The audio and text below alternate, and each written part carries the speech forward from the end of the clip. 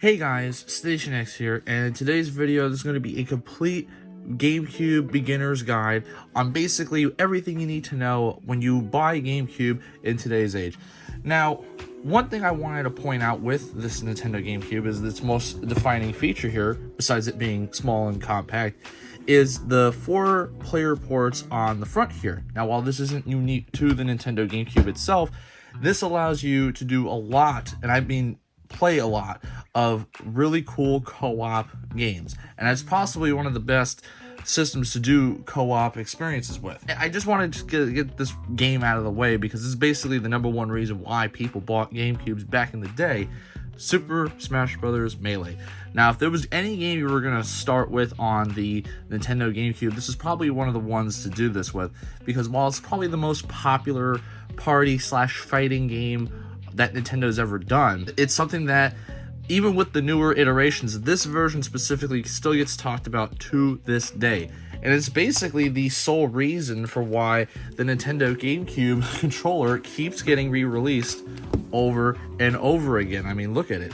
It's just really cool. This game still does have tournaments going up to 2023, and it's just like, it's kind of amazing how much of a long life this thing has had since it launched on the Nintendo GameCube all those years ago. The first set of games I wanted to talk about here were ones that are they either have ports or are getting ports to newer releases, but these are ones that I would like to mention. Is these guys right here. Wind Waker, of course, had a HD remake on the Wii U. Super Mario Sunshine had the 3D All-Stars collection on Nintendo Switch, and Metroid Prime also got a port for just kind of out of the blue for Nintendo Switch, with hopefully its sequel, Metroid Prime 2 Echoes, getting a similar port, hopefully. I'd imagine they would. I don't see why they wouldn't. These guys revolutionized the Metroid series as we knew it from that point on. And I mean, these guys too, Sunshine and Wind Waker, possibly one of the best Mario and Zelda games around. Although, I will say this one's a lot harder. One of the games that I showed on this pile, this one's coming out with a remake, port, whatever. Paper Mario: The Thousand Year Door, one of probably the best RPG games for Mario. I mean, I know a lot of people are hyped about the Super Mario RPG, because honestly, I don't think anyone's ever thought we were going to get that remade or ported over because of the licensing stuff. Super Mario was basically their answer to try to make sequels to Super Mario RPG without Square Enix, and the second one they ever did, The Thousand Year Door, was probably the best one in the entire series. From this point onward, each game just kind of fell short of what this one achieved, which I just think is a really good game. But we can't talk about, party games without the Mario Party series. Now, while these don't have a Nintendo Switch port or whatever, like directly, I would say Mario Party Superstars basically kind of ports over a lot of the game modes that these guys have, but of course these are still relevant to pick up today because of the fact that they don't have the maps, and also certain little mini games that just didn't make it over because of the different accessories that these guys use. I mean, this is a series that we're just getting pumped out every year, and I mean, I think it again hit its peak on the GameCube. Moving on to games that are kind of stuck on the GameCube but definitely are worth your time are these Nintendo classics, such as Chibi Robo. I mean, this one is a very hard to find, very expensive game, but if you do end up finding it and for a decent price, this is definitely one of those games that you should try out because of the fact that it's very unique for Nintendo. Now, this came out towards the tail end of the Nintendo GameCube. It doesn't show much love from Nintendo, but this game, you're just playing as a little robot doing household chores for the people that, I guess, own the robot. And I mean, this is kind of like an underrated game because Nintendo GameCube, believe it or not, back in the day did not sell very well. And so this thing in itself didn't do very well. But this was a very good game. Another good game that's kind of out there for Nintendo is Eternal Darkness, because this is an M-rated game and it's a psychological horror game, which is just not something Nintendo is known for doing. But this kind of shows the creativity Nintendo was willing to do at this time, making new IPs, trying out different things, and trying every which way they can to get people to buy a Nintendo GameCube. But this one is another fantastic game, especially if you're into scary horror games. Two games I want to mention here are there two really good racing games. Of course, Mario Kart Double Dash, which is the GameCube's Mario Kart.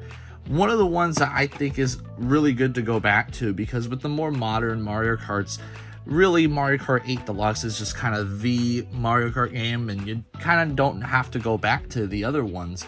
But this one I still find it worth it to go back to because of the fact that you have this feature where you could have basically two players control one kart. And that was a very cool, unique thing. Plus the battle mode was just a lot of fun. And basically this was a couch co-op fun time. And I had a lot of fun memories playing this. As well as F-Zero GX, the last F-Zero game, kind of went out on a spectacular note because this was probably the best F-Zero game. Very hard to play, and it's also very fast paced, but it is just fantastic. And don't you think that Pokemon has some stuff on here? Because Pokemon Gale of Darkness XD and Pokemon Coliseum are just fantastic Pokemon experiences on the GameCube. Now, it's kind of funny because normally the home consoles got the spin-off stuff, but I mean, this one being a sequel to Pokemon Stadium, a really cool game on the N64, and this kind of being a Pokemon RPG that doesn't play like a typical Pokemon RPG.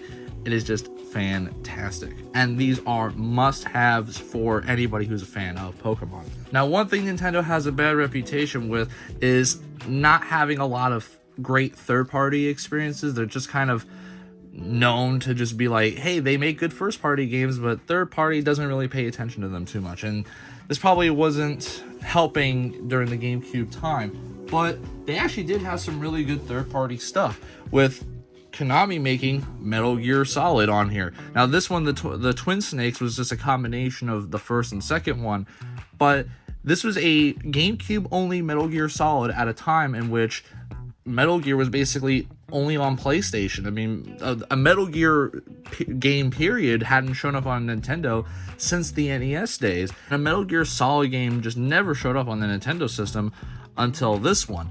And honestly, it's a pretty decent experience, especially if you haven't played the first and second one.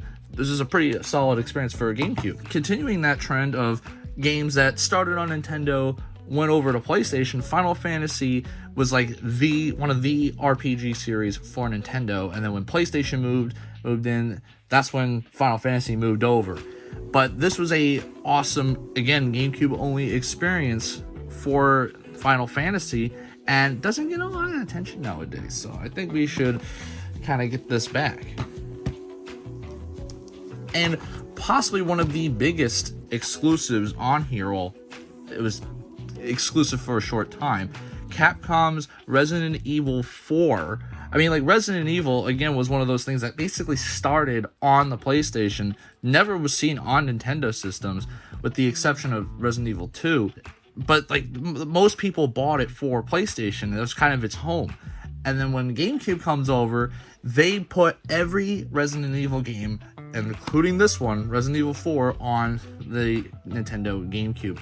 And Resident Evil 4, like I said, was exclusive for Nintendo GameCube for a very small period of time.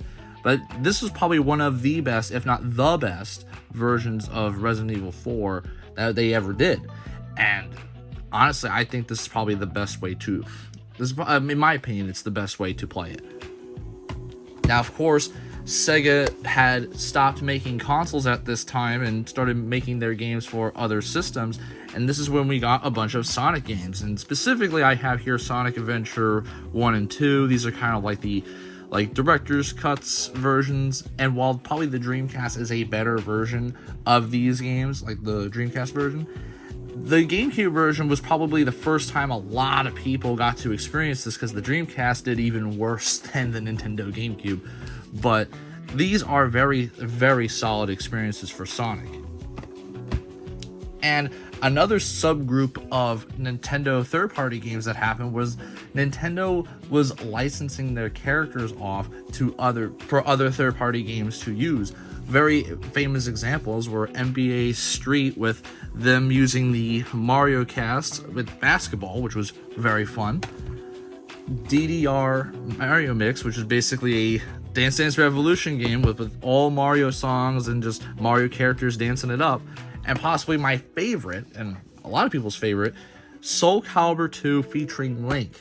Now, the Xbox and PlayStation didn't get Link, they got their own guest characters, but the Nintendo one got Link, and he fits in so well with the Soul Calibur 2 franchise. He just doesn't really feel out of place here, and that is pretty awesome. With that being all the games that I wanted to show here today, I wanted to show also a bit of some accessories that you might want to pick up for the Nintendo GameCube. One being, of course, essential being the memory cards. These are kind of no-brainer ones, but when it comes to controllers, of course, you do have the standard controller here, which is very good, but there is a wireless option. Now, mine's a little beat up, and I could not get this clean for the life of me. This is just how it's been for the longest time, and I don't know how to get this cleaned off. But basically, the Wavebird is one of the earliest wireless controllers that actually worked, because there were wireless controllers before this thing, but they were not that great.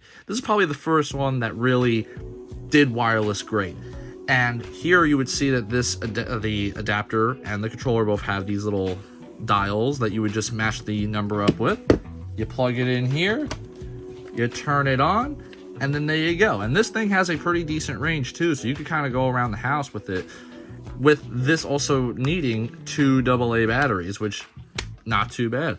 And I mean, the Nintendo GameCube is already a very solid controller, and to have a wireless version is kind of funny. And it's also funny the fact that I almost never see people use this one whenever they do Smash Brothers tournaments, so I just thought that was kind of an interesting thing to point out. Another very, very famous GameCube accessory is Nintendo Game Boy Player. Now, Nintendo has done things like this for other systems like the Super Nintendo, but they kind of went all out when it came to the GameCube, because at this time GameCube had a lot of Game Boy kind of cross compatibility with it, with certain games even using the Game Boy Advance adapter and stuff with it.